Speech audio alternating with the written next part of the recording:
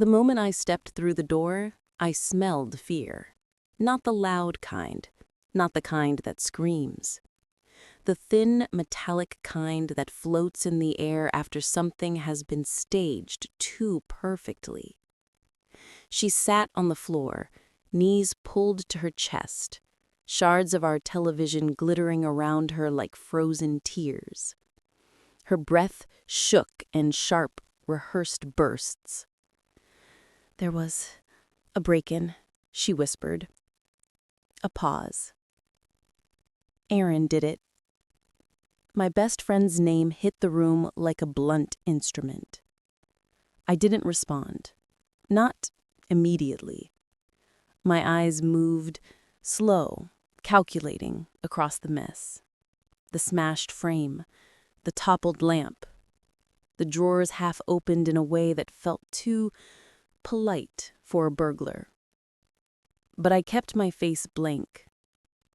She studied me through trembling lashes, gauging my reaction, desperate to see panic, or loyalty, or rage.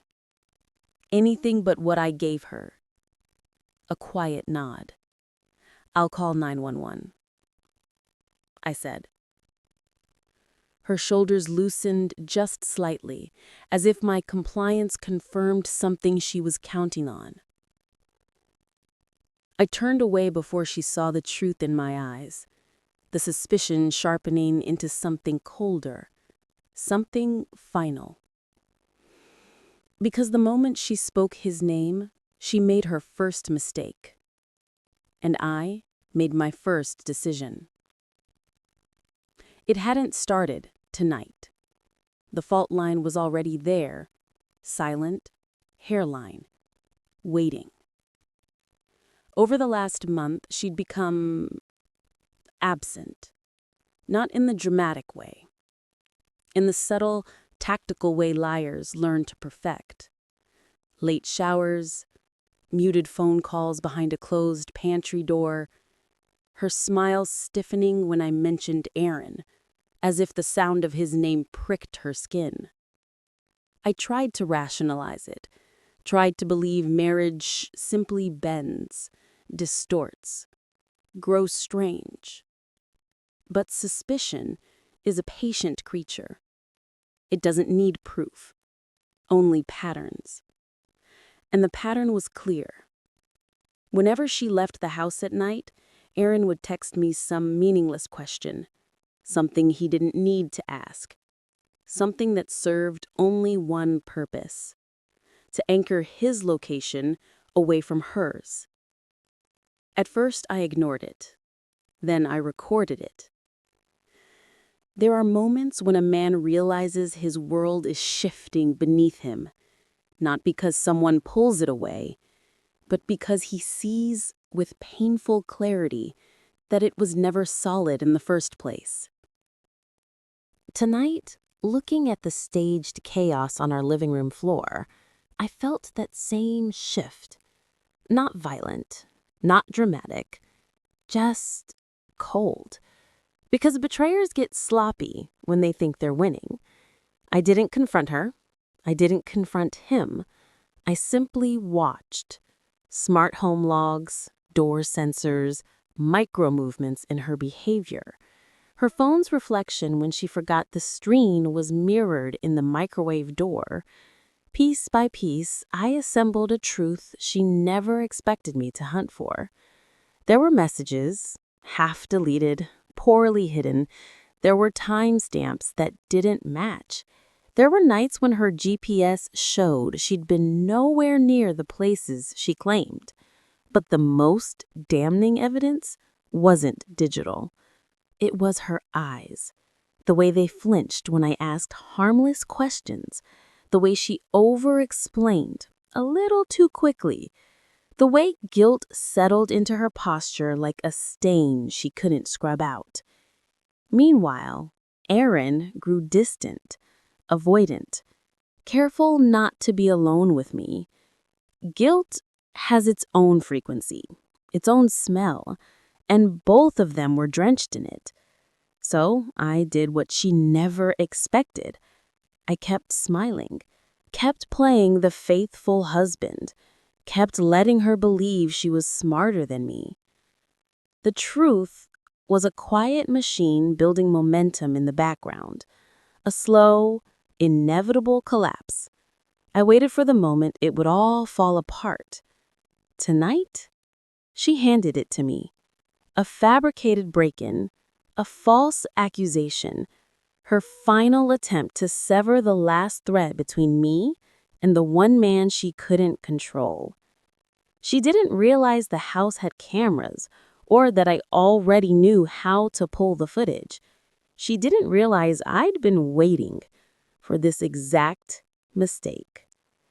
The officers arrived fast, too fast for her comfort.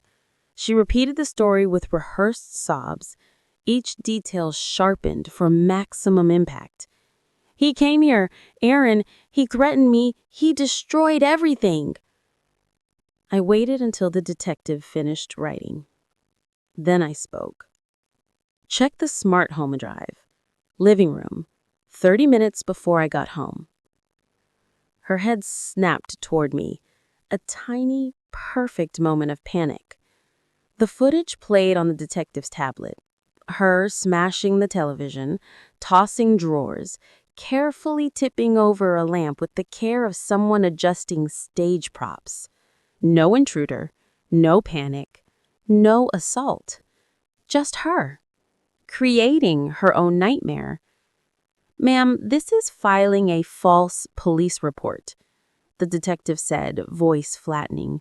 No, you don't understand. You're under arrest. She broke then. The sobs became real, raw, desperate. Not for me, not for the truth, but for the loss of control.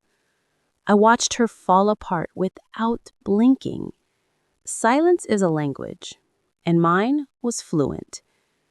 They allowed her one moment with me before leading her outside. She reached for my hand, eyes wide, pleading. Please say something. You know why I did it. You must know. I looked at her the way a surgeon looks at a removed tumor. Curious, only in a clinical sense. You blamed Aaron to end the friendship you ruined. Her mouth opened, closed, opened again. You knew. I knew enough. She tried to speak, but the words collapsed in her throat. You didn't need to confess. You only needed to act. And you did. A tear slid down her cheek. Not remorse, fear. My only mistake was assuming you'd lie with skill. The officers pulled her away, and for the first time in months, the house felt honest. Later, when the silence settled, I walked through the wreckage she created. The shards, the overturned lamp, the broken frame. All of it made sense now. A monument to desperation. Betrayal doesn't break a man. It reveals him. And standing in that destroyed living room, I finally understood something simple, brutal, and liberating. She never expected me to see the truth. She expected me to choose her lie. I didn't. And I never will again. I swept a single piece of shattered glass into my palm, watched it catch the light, then let it fall.